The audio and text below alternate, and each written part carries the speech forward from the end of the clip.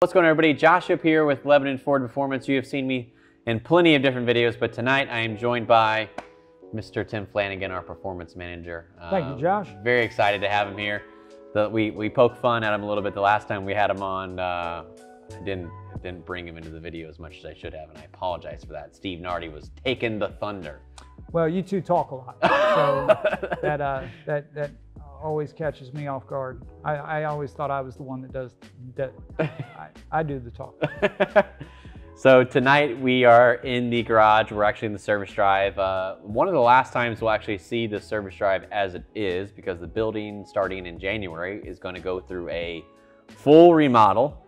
Our service department is going to double in size. We're getting a brand new entrance to our service drive, all new redesigned showroom, a whole new facility. So we may, and hopefully in that it's going to be maybe a little section for us performance guys. We'll see.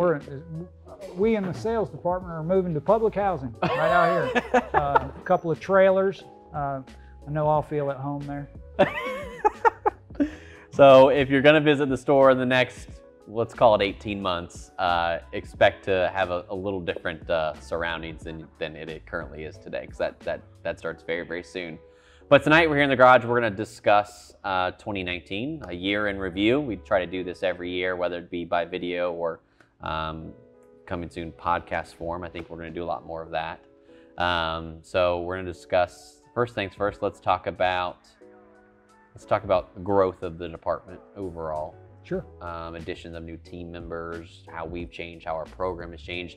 Tim and I, the biggest change for Tim and I directly is that at the beginning of this year, maybe the end of 18, more so the beginning of this year, Tim and I kind of became kind of like a tandem team here, whereas I'm managing mainly just logistics and doing marketing with Hannah. And Tim's been essentially spearheading sales for over a year now, but predominantly the bulk of the responsibilities come this year, 2019. Talk a little bit about how you've transitioned through the program and how that's changed. Sure. So I started back in 2016 when we first introduced the 727 and it became a big hit. Then we offlined it a little bit to a different process. In the last year, with just the year-over-year growth, we've again sort of had some internal changes. People getting promotions. Obviously, joining Kenwood Dealer Group was a huge, impactful thing that happened. So again, trying to get a process together where we're utilizing a business development center or we're bringing it in-house. We had to certainly overcome some challenges in that. Definitely. Some of that has been personnel. Adding an in-house BDC has been very helpful and also very important in our growth. Finding that we can then bring new people into our sales department that way. As well as some of our other guys who, like me, were selling 727 Mustangs on the floor in 2016. Who then took a step back and concentrated on growing their business here in the dealership. Those people have now, come back into the fold. So we've got, Matt McLaughlin. He's jumped in there. Again, Brant's kind of been in and out, but he's in there. Certainly, if you look at numbers in the past year, again, we go from having 8 people in the division to this past year. At one point it was just 4, back to a solid 6 plus you and I, which ultimately is 8. So been good though. Milton owns a supercharged F-150. Great to talk to, very personable, and all of the other guys too. All of them own Mustangs or supercharged F-150s, so they come from a place where they know what they're talking about. I think that's one thing that this year has stuck out to me beyond any other year, is that this is the year that we've had a great team, a great core team. Yes, names, faces change, names changes, personnel come in and out, with support staff especially in and out. BDC, Jacob Sheldon, who assisted us with logistics for a long time. I think this team is the strongest that we've ever been. I think that we have the right people in the right places. I think that's setting us up for a very exciting 2020, with especially a lot of new products that we're going to get into here in just a little while. Talk about growth as far as the business scale. 2018 did 103 supercharged Mustangs, sold 188 supercharged, 103 of them. Did a handful of F-150s, mainly that was supercharging Roush off-roads. So what F-150 wasn't even on our menu at that point. We weren't even thinking about F-150. Other people were in the game, but we had decided to abstain for a short while, and then 2019 hits and we said, let's get into it, let's do it. So the 39995 F-150 was born from that, and I think it started slow, in my opinion. The first 6 months was kind of slow, but then right when summer hit and now closing the year, the last 60 days, F-150 has been a big hit. Sure, I think it's certainly a stable part of the business now. And I think it's a reflection of the market in general. Yeah. 2 years ago we were getting calls. It was strictly about Mustang. Yes. And as these power numbers increased, and people are still looking to get wild, and quite honestly, what you see out there in people's recreational lives is you've got people going off-road and doing these different activities out of doors. And four-wheel drives make sense. Yeah. You've got guys that are chasing records in two-wheel drive trucks, and yes. So I saw at probably midway through last year an uptick, not in the number that we sold, because again, like you mentioned, it's been a handful, but it's been the inquiries. Yeah. And the inquiries is kind of what we see first. Yeah. And then there's interest, and we have to, and again, I think one of the key things is listening to customers. Yeah. Always has been. I've been in sales a really long time. Right. But listen to the customers, and so we gave them that choice this year, and man, we've sort of, in my opinion, when you go from 4 or 5 to 30 plus. Exactly. That's huge. Going from 103 built units with a handful of F-150s, so let's call it 110 maybe at the most last year, to this year we're going to close at 160 produced units, whether that be sold through our showroom, straight into our service drive, or customers driving in, which has been the biggest that we've ever seen. I set a goal at the beginning of the year when we created our master sheet. I just put 22 empty slots for drive-in builds. We finished with 21 built, with 2 deposits for January. Goal hit. So we hit the goal. So that's perfect. It worked out. So and that speaks to, I think, the reputation that we've put out in the market. People are doing research. And these drive-in builds, these aren't Ohio-based customers. 5 or 6 of them Ohio-based. The other 15, 16, Georgia, Texas, one all the way from California. Sure. Driving up from Florida, because you go where you feel the expertise is. And I think that's what today's market is. It's not who can do it the fastest, who can do the cheapest, who can do it, which there are those customers, of course. But I think the bulk of your customers these days, they want to feel comfortable. Absolutely. It's every day that we get a call from a guy who's maybe not even buying a car from us, maybe has no intention of buying it here, but our opinion matters to him. Yeah. And that's every day. Every day. Spoke to a guy today. He's looking at a GT350 at some dealership on a used car lot on the other side of the country. Hey man, could you talk to me about this car? I just want to feel comfortable before I buy it. It's pretty neat. Sure. Yeah, I'll have 5 Little minutes with Lebanon, Ohio. Little Lebanon, Ohio. The little country store that could almost. And Hannah and I were discussing this earlier today. If you took Lebanon as it exists, our sales staff, our service drive, our business, and put it in a more heavily populated area, such as just outside the city of Cincinnati, or an Indy, or a Kansas City, this is a monster. That could be a monstrous business at scale. Sure. So, and I think that just speaks to, that means we're doing it right as a whole, not just Lebanon Ford Performance. As a whole, we're doing it right here. Yeah, and to go back and touch on a little bit of what you said a minute ago, anytime you see an explosion in like one model versus another model, the fear that you sometimes have is, you're scavenging your own customers. So also, an added benefit of this year has been, we did more Mustangs.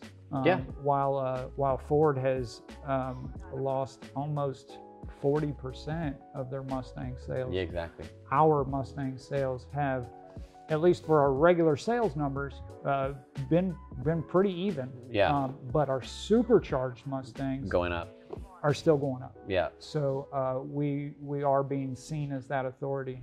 You know, there's let's just be honest. I mean, there's a lot of competition out there now. There's people who are taking what we've done and they're word for word putting it on their website. Literally word for word sometimes. I mean, cease and desist letters had to send letters out to people who literally just copy and pasted our website and made it their own and changed the letterhead, and that was about it. I mean, I think it's extraordinary where we're growing to be able to go from 188 sold, 103 built to now producing 130 Mustangs and still going to probably hit our 170, 180 Mustangs sold overall. That means that percentage is just that. You tell people this all the time that most stores are going to sell 30, 40 Mustangs a year. 40 a year. That's the average. If you take them all with the Mustang sales and divide it by that's 40. That's the average. We're going to sell that 40 plus 130 with supercharged. Yeah. That's pretty extraordinary. So I want to get into something that we made, a change that we made this year for you and I both. Sitting behind us, two built Mustangs here at Lebanon Ford Performance. I have been asked for years and years and years, what do you drive, Josh? What's your Mustang look like? And I've always answered that question with, I drive a Focus. It's really nice. My Focus RS, my Focus ST before that. It was the first one in the United States. And that's always a shocking, there are people, well, what do you mean you don't have a Mustang? I remember hand delivering a Mustang to a customer's house and he said, well, what's yours? And I said, I don't have one. And he goes, what? So sitting behind us, two awesome cars. We got to build them ourselves, did not design them ourselves, which is, if you remember my unveil video, building it yourself and watching your own production come to life is a little bit different than building somebody else's. It's annoying. It's annoying. It's a little nerve-wracking, especially when you're waiting on parts. Yeah. Tim, let's talk about yours a little bit. So my wife, shout out to Melissa.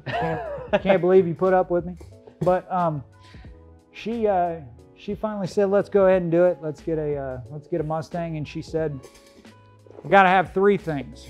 I've got to have a convertible, 10-speed automatic, and it has to be magnetic gray metallic.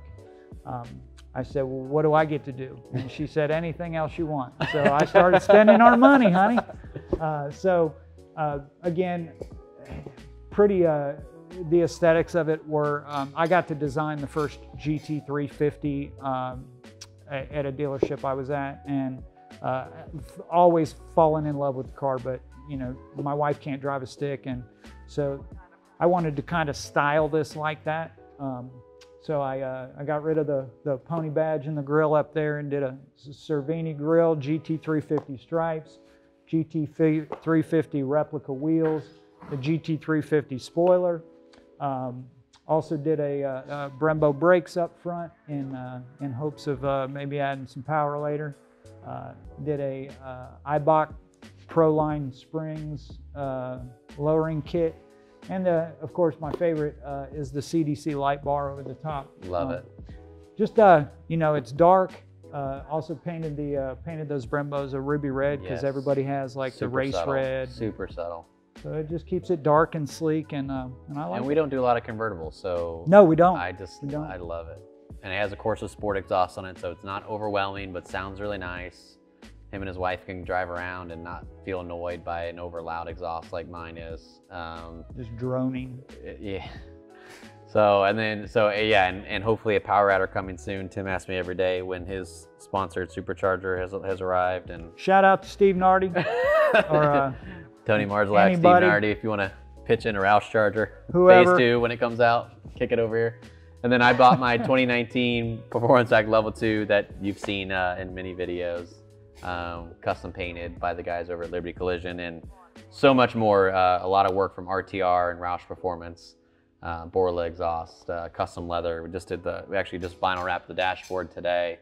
A real pleasure getting to work on your own stuff every once in a while. It's really nice, and it kind of gives you more of appreciation for the work and for the craft. And that's a car I'm gonna drive for a long time and be very proud of. So we had a good year for that.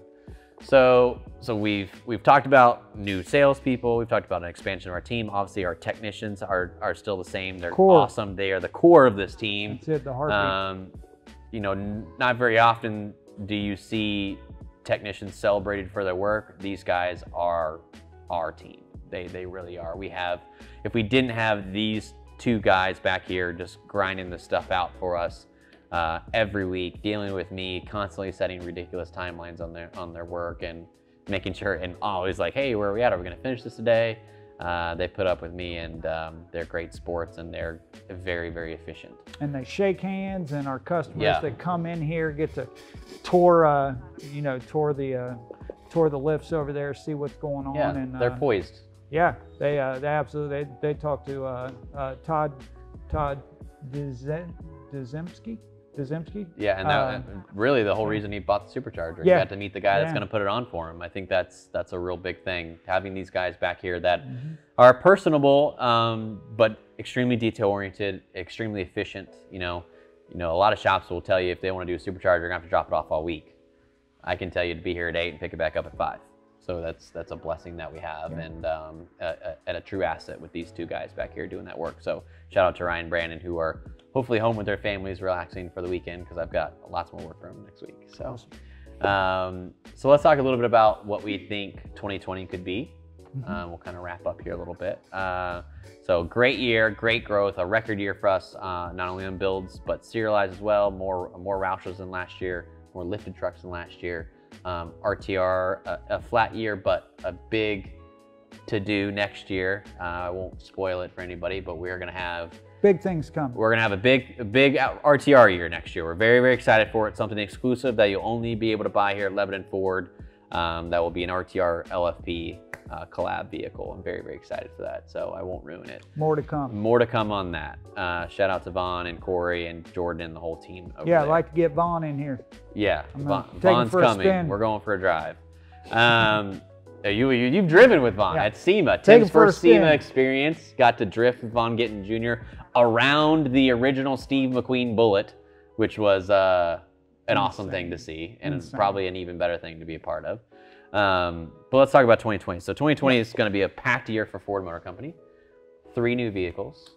Lots coming. If not more. We know. They always surprise us. So let's talk about first EV power. That's a big controversial conversation in the Mustang world because of the Mustang Mach-E that's coming. Should be here this coming fall. First models, the selects, the premiums, and the first editions. I ordered for Ty, my wife, a 2021. It's considered 21, isn't it? It's gonna be 2021. Be a 2021 premium Star White Mach-E that we're gonna satin clear coat to make it match mine. So that'll be her new vehicle. And there's a lot of flack in the Mustang world for this Mach-E. Sure. I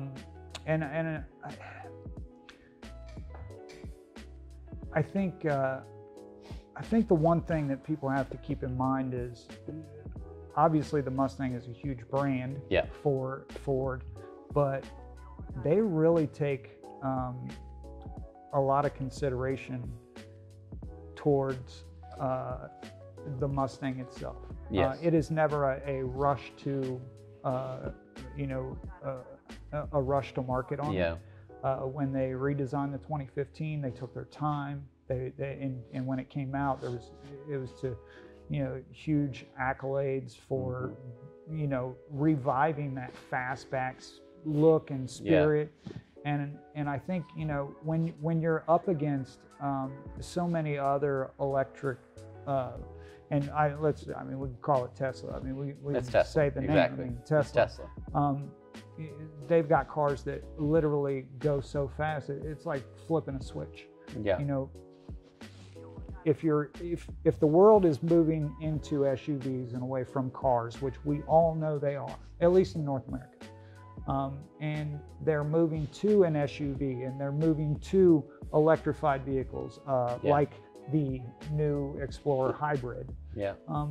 It only makes sense to put something together that really reflects also sort of the sport domain. Yeah. I mean, how many Edge Sports and Explorer Sports can you the ST continue badge to rename? and the Ford Performance family, I think, is just growing. So I think that it's time to add an EV nameplate into that lineup. Sure. I'm wondering, and this is something that I've kind of read rumors of in the forums and guys speculating about, and I think it's actually a pretty fair speculation, is that do you think that it could come to a time that Ford like Dodge does with Ram, makes Mustang its own brand with a Mustang expired lineup. I too have read those, and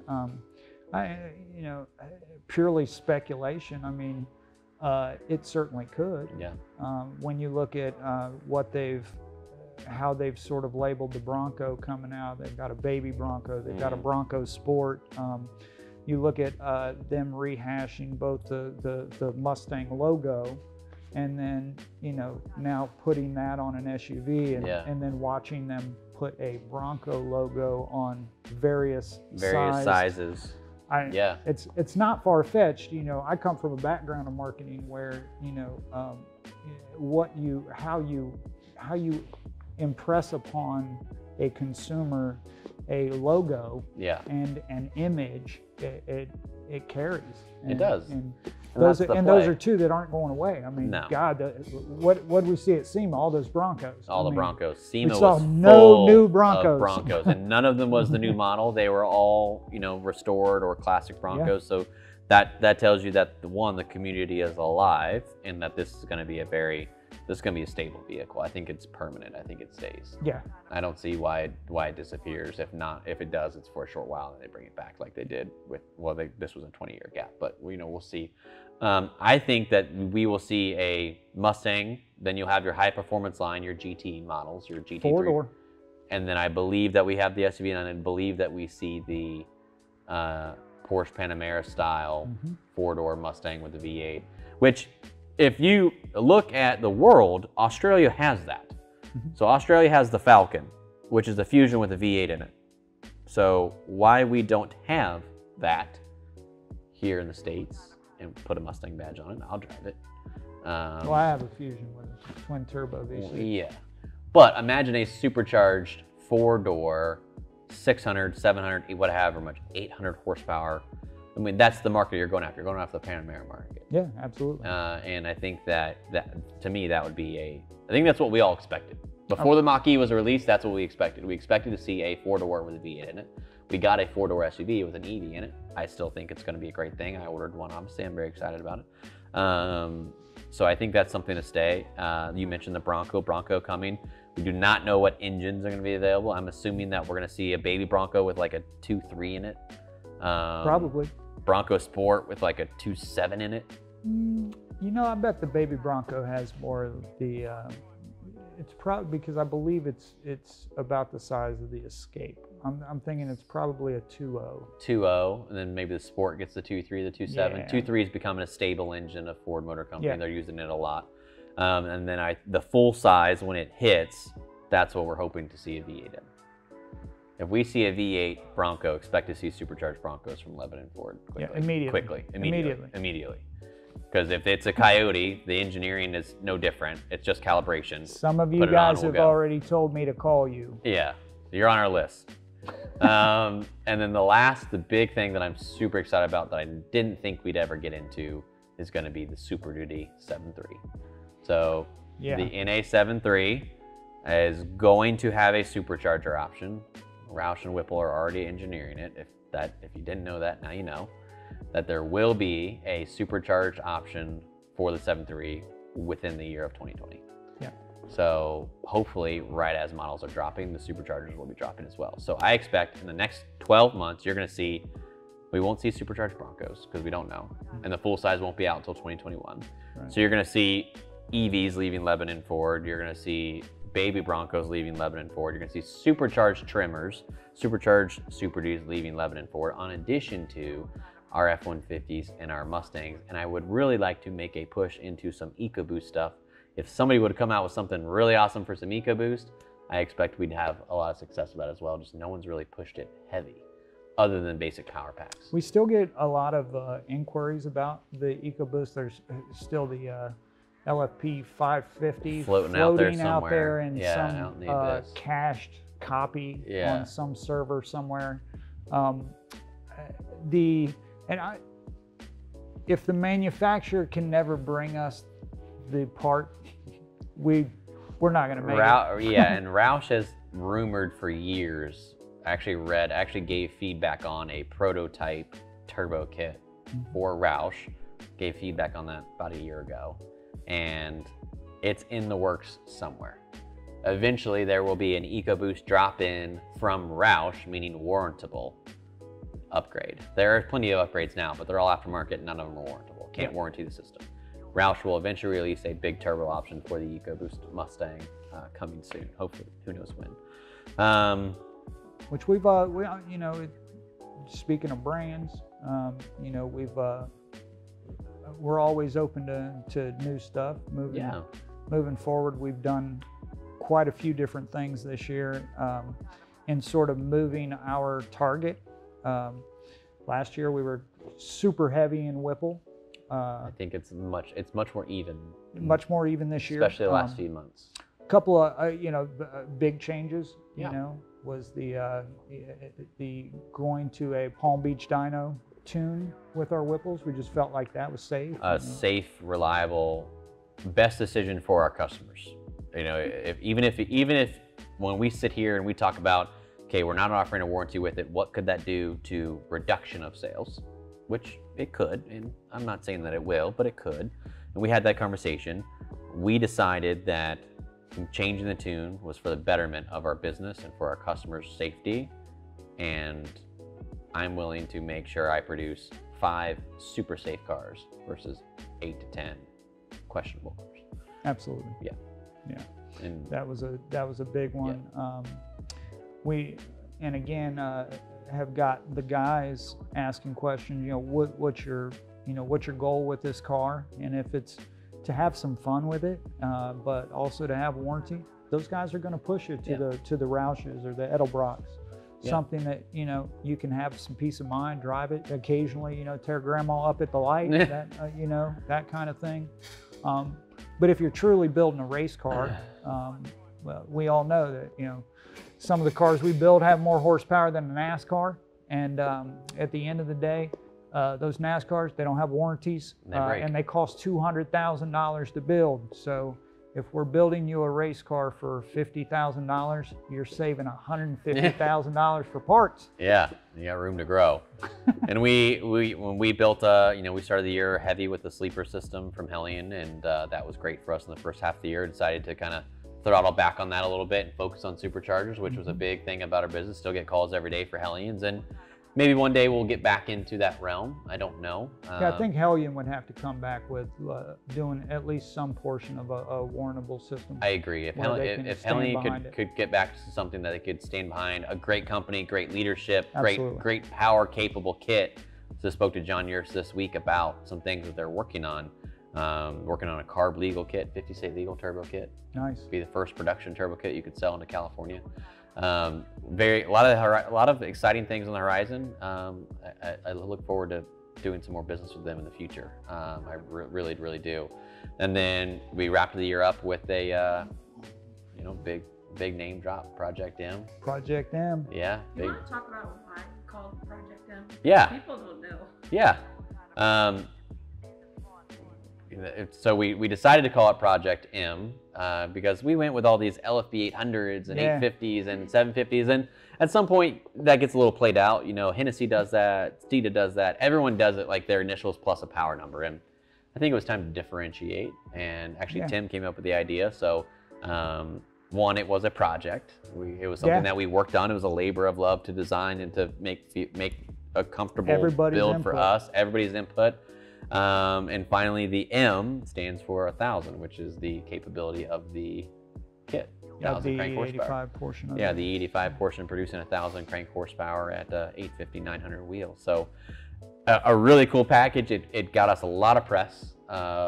Again, a massive amount of inquiries. I mean, Road Track and Car and Driver and The Drive and all the big names wrote us up all over again, and that was such a cool thing to see. And with a lot of people in the game, it's nice to still know that, you know, we're one of the big players.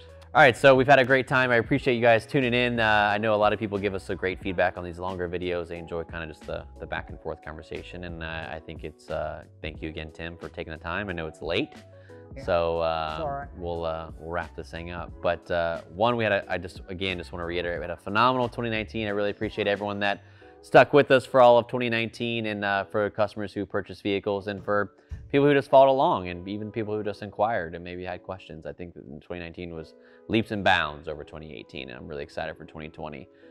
Tim, something you'd like to see in 2020?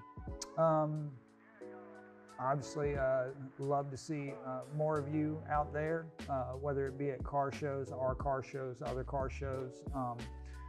More people flying the LFP flag. I mean, that's what it boils down to. We really like, reaching back out and touching base with people. Yeah. That's what it boils down to. The more people we touch, the greater our name becomes. Not that the name's everything, but what we produce means something. Yeah. And we like to see it out there, and going fast and going safely. Yes, fast. Safely fast. I think I'd like to see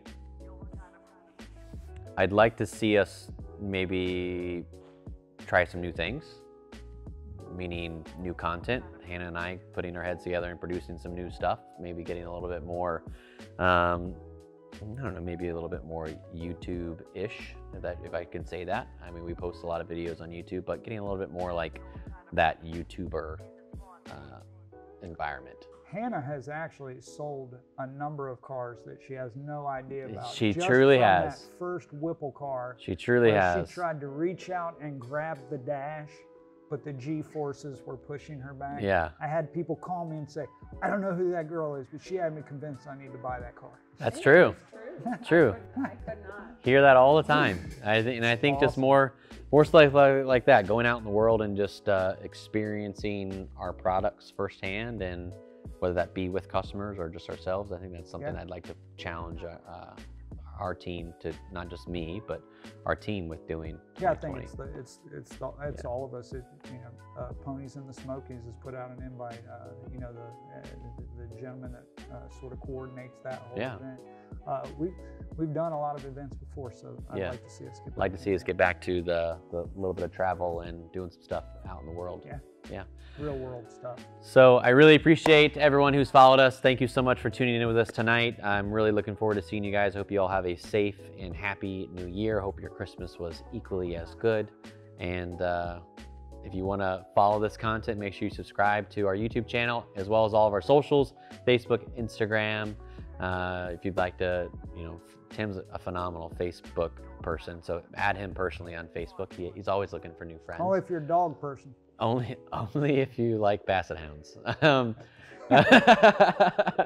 And we hope to see you guys soon. If you'd like, leave us a comment below on the video. Let us know if you guys have any ideas for us to maybe take a piece of. We're always looking for great feedback, and maybe we'll see your idea in our program for 2020. Stay safe out there. Keep her under 100 while they're watching. Have a great night.